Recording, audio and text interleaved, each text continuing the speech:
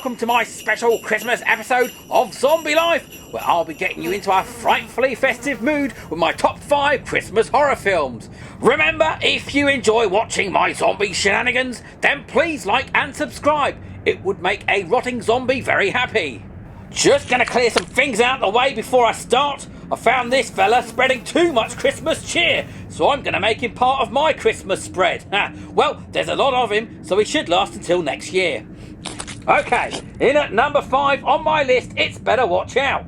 A relatively new film which is a kind of f***ed up version of Home Alone meets Adventures in Babysitting. I'd say it's more psychological than horror, but it still has its fair share of shocking moments. Most of them unexpected, which is why the film is such a joy. I won't say too much about the plot because there's a few twists and turns along the way. One of the best things about the film is its young cast, especially a fine performance from Levi Miller, who plays the unhinged Luke. It's a delightfully deranged movie, and you'll be glad that you checked it out. You see what I did there? We're going back to 1984 for number 4 with Silent Night, Deadly Night. This is a festive themed slasher movie that doesn't start too well for young Billy, who witnesses his parents' brutal murder by a psycho Santa, and it clearly affects him for the rest of his life. The film moves forward where we find an adult Billy working in a toy store during the Christmas season, where certain events trigger Billy's already fragile mental state, pushing him to become not so much bad Santa, but f***ed up Santa.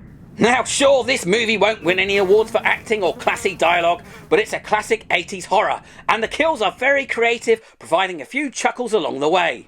At number 3, it's the oldest film on the list, Black Christmas. Made in 1974 and preceding the early 80s slasher boom, it's probably the darkest and creepiest film on the list. It's the Christmas holidays, and a group of young female students, or sorority girls as they say in the US of A, are enjoying a festive party when the phone rings. No, it's not Santa Claus. The voice on the end of the phone is just a little bit ever so slightly unhinged and threatens to do bad things. Bad things is exactly what happens, starting with one of the girls getting promptly murdered in her own bedroom. But where did the killer appear from?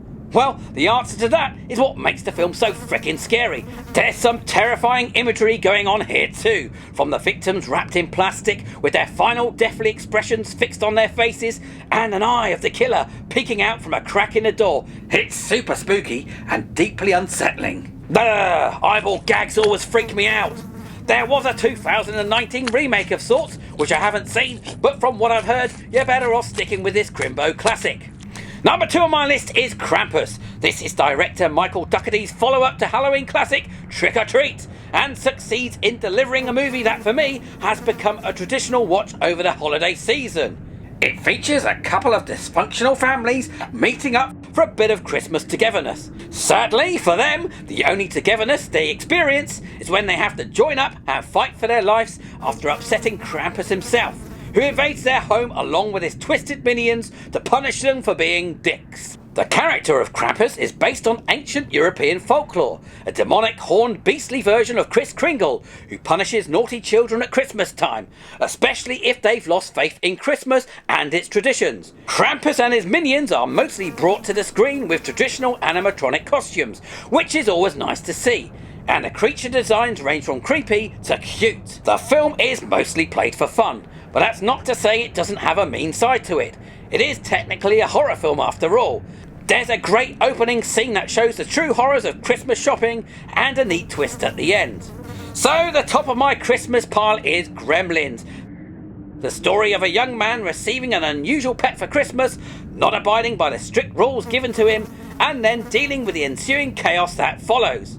For me, Gremlins has that perfect combination of those warm, cosy Christmas vibes, full of joy, that soon go to shit when the pesky featured creatures start wreaking havoc. Back in 1984, the film was deemed too horrific for younger audiences, so a new rating of PG-13 was created.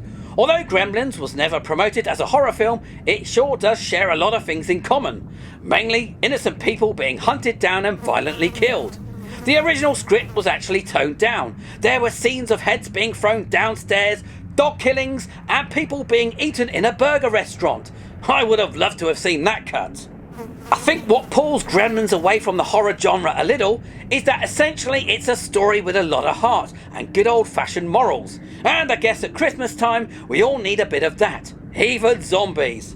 Along with shitloads of senseless violence and destruction, of course. So come December the 25th, whether you're feasting on turkey or human remains, I wish you a Merry Christmas one and all. Until next time, remember, stay warm and stay tasty.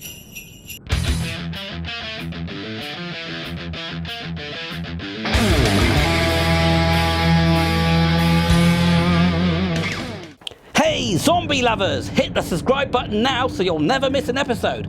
I'll be up to all kinds of things, from playing board and video games, reviewing absolutely anything horror related that takes my fancy, or sometimes just talking shit about my zombie life.